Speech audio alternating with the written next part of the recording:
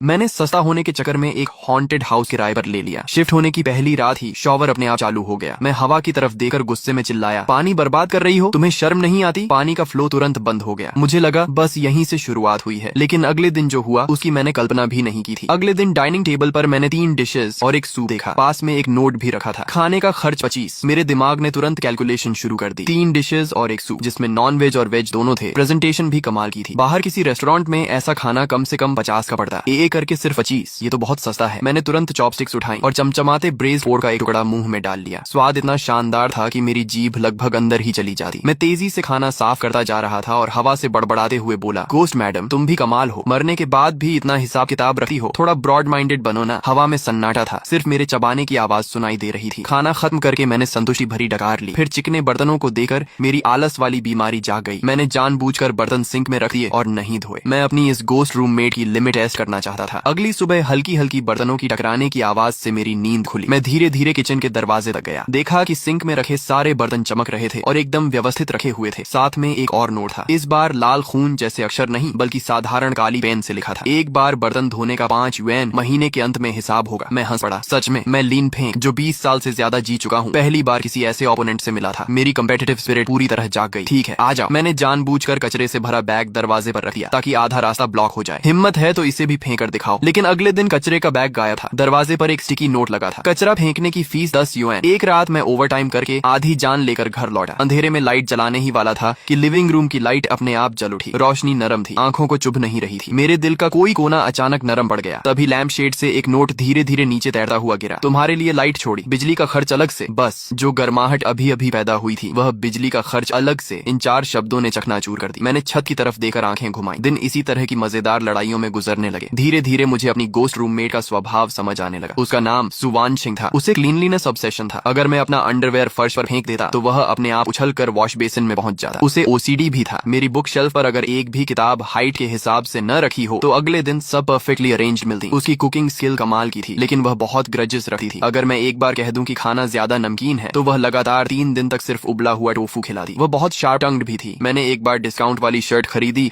और मिरर के सामने पहनकर देख रहा था। तभी मिरर पर पानी की भाप से धीरे धीरे शब्द उभरे, तुम्हारा फैशन सेंस चिंता का विषय है, तुम्हारी टेस्ट चिंता का विषय है और तुम्हारा वॉलेट तो उससे भी ज्यादा चिंता का विषय है। मैं गुस्से से उछल पड़ा और हवा की तरफ चिल्लाया, तुम्हें क्या मतलब, खुद तो मरकर भी एए सिस्टम नहीं छोड़ पाई। फिर मिरर पर नए शब्द उभरे, तुम भी कुछ कम नहीं। मैं उसकी मौजूदगी का आदी होने लगा था। सच कहूं तो मुझे अच्छा लगने लगा था। कम से कम अब मुझे इंस्टेंट नूडल्स नहीं खाने पड़ते थे। कम से कम इस ठंडे और बेरहम बड़े शहर में कोई था जो मेरे लिए लाइट छोड़कर जाता था, भले ही उसका बिल अलग से लिया जाता था। एक दिन मेरा सबसे अच्छा दोस्त जी बोशियाओ मुझसे मिलने आया। मैंने पहले ही सुवानशिंग को वार्निंग दे दी थी, मेरा दोस्त आने वाला है, वह बहुत डरपोक है, आज थोड़ा शांत रहना। सुना? तभी टेबल पर रखी एक मैगजीन हवा में उठी और उस पर बड़े बड़े अक्षरों में ओके दिखाई दिया। अगले दिन जी बोशियाओ घर में घुसे ही बड़ा चढ़ाकर सूंघने लगा। लिन फें, क्या बात है, अमीर हो गए, कोई मेड रख ली क्या? ये घर तो तुम्हारे रहने की जगह जैसा लग ही नहीं रहा। बस मेरी हैबिट्स थोड़ी सुधर गई हैं। उसके इतना कहते ही टीवी जिसमें चैलेंज मूवी चल रही थी अचानक फाइनेंशियल चैनल पर बदल गया। जी बोशियाओ डरकर उछल पड़ा, रिमोट कहाँ है? चैनल अपने आप कैसे बदल गया? मैंने बिना एक्सप्रेशन बदले चैनल वापस बदल दिया। शायद सिग्नल की प्रॉब्लम होगी। हम बातें कर ही रहे थे कि उसके सामने रखा कप धीरे धीरे टेबल के किनारे की तरफ 5 सेंटीमीटर खिसक गया। ये क्या था? कप खुद कैसे हिला? मैंने आराम से कप वापस रख दिया। डरो मत, मेरी रूममेट थोड़ी शरारती है लेकिन खाना बहुत अच्छा बनाती है। जी बोशियाओ मुझे ऐसे देखने लगा जैसे मैं कोई मानसिक रोगी हूँ। लिन फें, क्या काम का स्ट्रेस बहुत बढ़ गया है? तुम्हें हेलुसिनेशन तो नहीं हो रहा? मैंने लंबी सांस ली। मुझे पता था कि ये बात समझाना नामुमकिन है। किसी तरह डरे हुए जी बोशियाओ को विदा करके मैं उदास होकर सोफा पर बैठ गया। तभी लिविंग रूम की रोशनी थोड़ी और धीमी हो गई और पहले से भी ज्यादा नरम लगने लगी। मैंने सिर घुमाकर उस बड़ी फ्रेंच विंडो की तरफ देखा। पहली बार मुझे एक लंबी लड़की का सफेद कपड़ों में लिपटा हुआ सिलुएट इतनी साफ दिखाई दिया। वह अब भी आधी ट्रांसपेरेंट थी, जैसे चलती हुई धुंध हो, लेकिन अब मैं उसके कंधों तक आते लंबे बाल साफ देख सकता था। वह बड़ी सावधानी से उस खिड़की को साफ कर रही थी जिसे मैं सुबह ठीक से साफ नहीं कर पाया था। उसकी हर हरकत में फोकस, सीरियसनेस और लगभग ऑब्सेसिव एलिगेंस थी। अचानक मुझे लगा कि मेरे दोस्त की चिंता और दुनिया की सारी गलतफहमियां बिल्कुल मायने नहीं रखती। इस विशाल शहर में आखिरकार मेरे पास एक घर था और एक बहुत ही अनोखा परिवार का सदस्य भी। लेकिन अच्छी चीजें ज्यादा समय तक नहीं टिकी। कैपिटलिज्म की ठंडी हवा आखिर मेरे जैसे छोटे एम्प्लॉय तक भी पहुंच गई। एक ठंडी ईमेल और कुछ बेजान ऑफिशियल लाइंस ने मेरी उस नौकरी को खत्म कर दिया जिसके बदले मैं रोज 2 घंटे का कम्यूट करके बस मामूली सैलरी पाता था। एक कार्डबोर्ड बॉक्स हाथ में लिए मैं भीड़ भाड़ वाली सड़क पर चल रहा था। पहली बार मुझे लगा जैसे मैं भी फेंका हुआ कचरा हूँ। घर लौटकर मैंने खुद को कंबल में ढक लिया और लंबे समय से दबाए हुए एहसासों को भीतर ही भीतर दबाए रखा। दुख और बेचैनी आखिर उस पल बाहर निकल आए। पता नहीं मैं कितनी देर तक तक रोता रहा। तभी लिविंग रूम से हल्की हल्की एक सुरीली क्लासिकल म्यूजिक की धुन सुनाई देने लगी। वह मेरी सबसे पसंदीदा डिवोजा की सिम्फनी थी। मैंने एक बार खाना खाते समय हवा से कहा था, ये म्यूजिक बहुत अच्छा है। इसे सुनकर लगता है कि चाहे दिन कितने भी मुश्किल हों, उन्हें पार किया जा सकता है। मैं नाक पहुंचता हुआ भारी कदमों से कमरे से बाहर निकला। डाइनिंग टेबल पर गर्मा गर्म कोका कोला चिकन विंग्स रखे थे। पास में एक नोट चुपचाप रखा था। उस पर सिर्फ 2 शब्द लिखे थे, फ्री ऑफ चार्ज। आखिरकार मेरी आंखों से आंसू बह निकले। इस बार दुख की वजह से नहीं, बल्कि उस गर्माहट की वजह से। मैंने पहली बार हवा की तरफ गंभीरता से देखकर कहा, धन्यवाद सुवानचिंग। हवा में जैसे बहुत हल्की सी एक आह सुनाई दी। खाना खाने के बाद मैंने लैपटॉप खोला और पागलों की तरह रिज्यूम्स भेजने लगा। लेकिन जो भी रिज्यूम भेजता वह समुद्र में पत्थर फेंकने जैसा साबित होता। कभी कभी इंटरव्यू का मौका मिलता भी तो आखिरी दौर में रिजेक्ट हो जाता। बैंक अकाउंट का बैलेंस हर दिन कम होता जा रहा था और एंग्जाइटी धीरे धीरे मेरे नर्व्स को खा रही थी। मैं पूरी रात सो नहीं पाता था। आखिरकार एक दिन मुझे मेरी ड्रीम कंपनी से इंटरव्यू कॉल मिला। मैंने तुरंत अपनी सबसे अच्छी और एकमात्र फॉर्मल सूट निकाल ली। इंटरव्यू वाले दिन मैं सुबह बहुत जल्दी उठ गया, लेकिन ज्यादा नर्वस होने की वजह से नीचे कॉफी शॉप में ब्रेकफास्ट खरीदते समय मेरा हाथ फिसल गया और एक कप गर्म कॉफी पूरी की पूरी मेरी शर्ट पर गिर गई। उस पल मुझे लगा जैसे आसमान टूट पड़ा हो। मैं बदहवास होकर घर की तरफ भागा। इंटरव्यू में सिर्फ 1 घंटा बचा था। नई शर्ट खरीदने का समय बिल्कुल नहीं था। क्या मुझे सच में हार मान लेनी चाहिए? तभी बाथरूम से वॉशिंग मशीन के चालू होने की हल्की आवाज आई। मैं चौंक गया। दौड़कर अंदर गया तो देखा कि कॉफी से खराब हुई शर्ट वॉशिंग मशीन में घूम रही थी। 20 मिनट बाद वॉशिंग मशीन रुकी और ड्रायर चालू हो गया। फिर 20 मिनट बाद एक साफ, गर्म और हल्की खुशबू वाली शर्ट एक अदृश्य हैंगर पर टंगी हुई मेरे कमरे के दरवाजे पर दिखाई दी। मैं उस बिल्कुल नई जैसी लग रही शर्ट को देखता रह गया। ऐसा लग रहा था जैसे सपना देख रहा हूँ। मैंने तुरंत कपड़े बदले और घर से भागा। मेट्रो स्टेशन तक पहुंचने वाली सड़क पर सुबह का रश आवर था। समय तेजी से निकल रहा था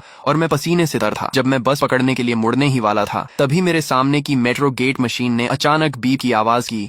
ग्रीन लाइट जल उठी और गेट अपने आप खुल गया। मैंने ज्यादा नहीं सोचा और तुरंत अंदर घुस गया। प्लेटफॉर्म पर पहुंचते ही देखा कि मेरी मेट्रो के दरवाजे बंद होने वाले थे। मेरा दिल बैठ गया, लेकिन जैसे ही दरवाजे पूरी तरह बंद होने वाले थे, ऐसा लगा जैसे बीच में कुछ फंस गया हो। अलार्म बजा और दरवाजे फिर से खुल गए। मैं किसी तरह दौड़कर अंदर घुस गया। मेट्रो में मैं जोर जोर से सांस ले रहा था। आखिरकार इंटरव्यू शुरू होने से सिर्फ 5 मिनट पहले कंपनी पहुंच गया। मीटिंग रूम में बैठकर इंटरव्यूअर्स का इंतजार करना हर सेकंड किसी टॉर्चर जैसा लग रहा था। काफी देर बाद मेरा नंबर आया। मैंने गहरी सांस ली और कमरे में प्रवेश किया। 4 इंटरव्यूअर्स एक लाइन में बैठे थे और उनके चेहरे बेहद गंभीर थे। मैं इतना नर्वस था कि हथेलियों में पसीना आ गया। जो सेल्फ इंट्रोडक्शन मैंने तैयार किया था वह मेरे दिमाग से पूरी तरह गायब हो चुका था। मेरा ब्रेन जैसे क्रैश हो गया था। मैं शर्मिंदगी से जमीन में गड़ने ही वाला था कि तभी टेबल पर रखी एक काली पेंसिल अचानक लुढ़ककर मेरे हाथ के पास आ गई। मैंने अनजाने में उसे पकड़ लिया। उसकी ठंडी सतह को महसूस करते ही मेरा दिमाग शांत हो गया। मैंने नीचे देखा तो पेंसिल पर किसी नुकीली चीज से 2 छोटे लेकिन साफ शब्द उकेरे हुए थे, स्टेडी रहो। मेरा दिल तुरंत स्थिर हो गया। वे 2 शब्द किसी एनर्जी इंजेक्शन की तरह मेरे अंदर उतर गए। सभी इंटरव्यूअर्स को नमस्कार, मेरा नाम लिन फेंक है। उस इंटरव्यू में मैंने अपने जीवन का सबसे अच्छा परफॉर्मेंस दिया। 1 हफ्ते बाद मुझे उसी कंपनी से ज्वाइनिंग लेटर मिल गया। ज्वाइनिंग वाले दिन मैं सबसे पहले सुपरमार्केट गया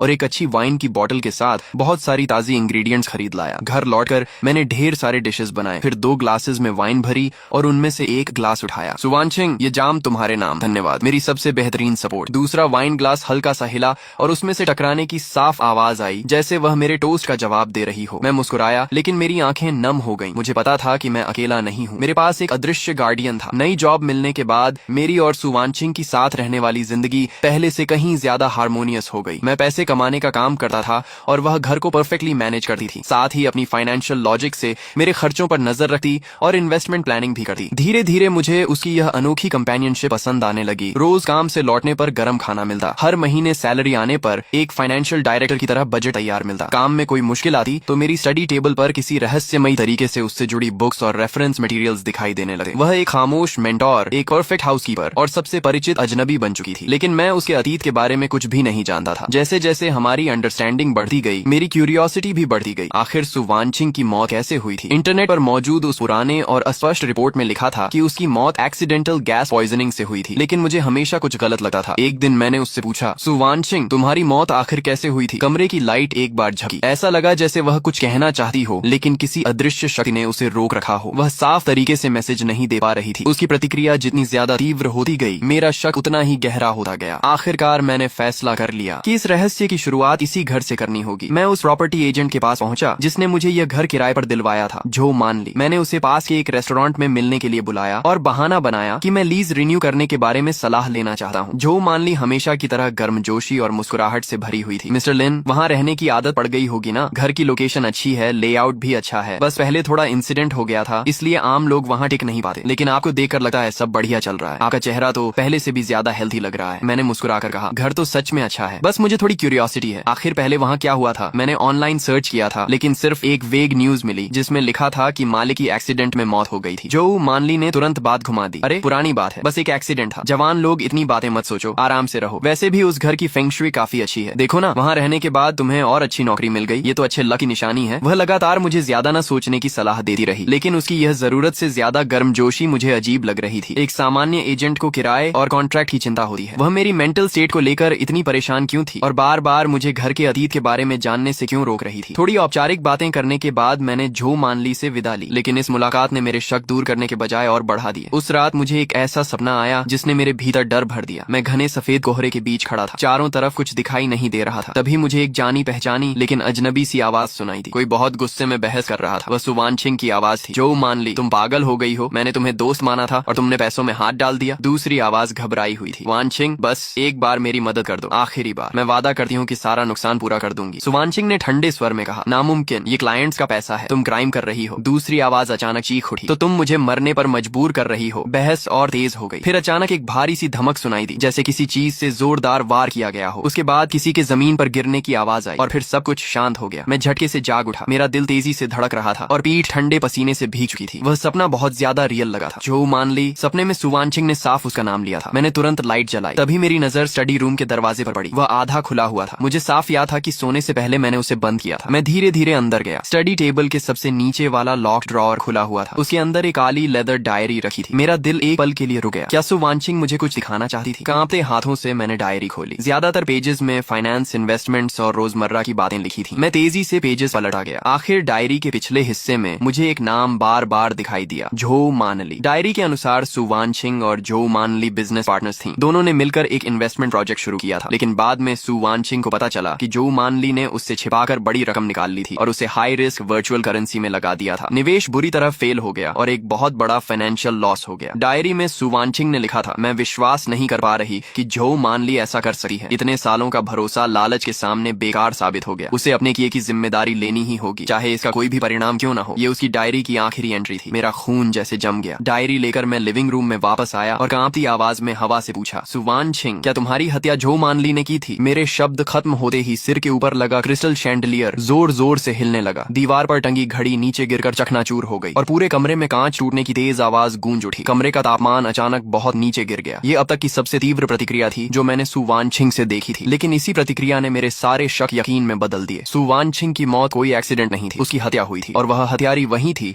जो हर बार मेरे सामने मीठी मुस्कान लेकर खड़ी होती थी, प्रॉपर्टी एजेंट जो मानली। सच एक बर्फीले चाकू की तरह मेरी शांत जिंदगी के पर्दे को चीर कर बाहर आ गया। मैंने उस घर की तरफ देखा जिसे सुवानछिंग हमेशा चमकता हुआ और साफ सुथरा रखती थी। पहली बार मुझे वहाँ हड्डियां जमा देने वाली ठंड महसूस हुई। मैं ये सब देखकर चुप नहीं बैठ सकता था। सुवानछिंग, चिंता मत करो, मैं उसे उसके सही अंजाम तक पहुंचाऊंगा। मैंने गहरी सांस ली और योजना बनानी शुरू कर दी। मुझे सबूत चाहिए थे। डायरी एक महत्वपूर्ण क्लू थी, लेकिन किसी को सजा दिलाने के लिए पर्याप्त नहीं थी। मुझे जो मानली से खुद उसकी गलती कबूल करवानी थी। कुछ दिन बाद मैंने उसे फिर कांटेक्ट किया। इस बार बहाना था कि मुझे इन्वेस्टमेंट और फाइनेंस में इंटरेस्ट हो गया है और मैं उसकी सलाह चाहता हूँ। हमने एक शोरगुल वाले खुले कॉफी कैफे में मिलने का फैसला किया। मिलने से पहले ही मैंने अपने फोन का रिकॉर्डिंग फंक्शन चालू कर दिया। जो मानली मुस्कुराई, लिन भाई, नई नौकरी मिलते ही फाइनेंस प्लानिंग शुरू कर दी, काफी एम्बिशियस हो। मैंने हंसते हुए कहा, क्या करूं, गरीबी से डर लगता है। वैसे असली क्रेडिट तो आपको जाता है, आपने मुझे इतना अच्छा घर दिलाया, वहाँ रहने के बाद तो मेरी किस्मत ही बदल गई। फिर मैंने कैजुअली कहा, वैसे उस घर की असली मालिक सुवानछिंग के बारे में सोचकर मुझे बड़ी क्यूरियोसिटी होती है। सुना है वह फाइनेंस इंडस्ट्री की एक्सपर्ट थी, क्या वह भी इन्वेस्टमेंट्स करती थी? मैं उसकी आंखों पर नजर टिकाए हुए था। जैसे ही मैंने सुवानछिंग का नाम लिया, उसकी आंखों की पुतलियां हल्की सी सिकुड़ गईं। उसने तुरंत खुद को संभाल लिया। हाँ, मिस सू बहुत टैलेंटेड थी, अफसोस इतनी कम उम्र में चली गई। मैंने अगला दांव चला। हाल ही में मुझे घर में उनकी कुछ डायरीज और नोट्स मिले। उनमें बहुत सारे प्रोफेशनल टर्म्स लिखे हैं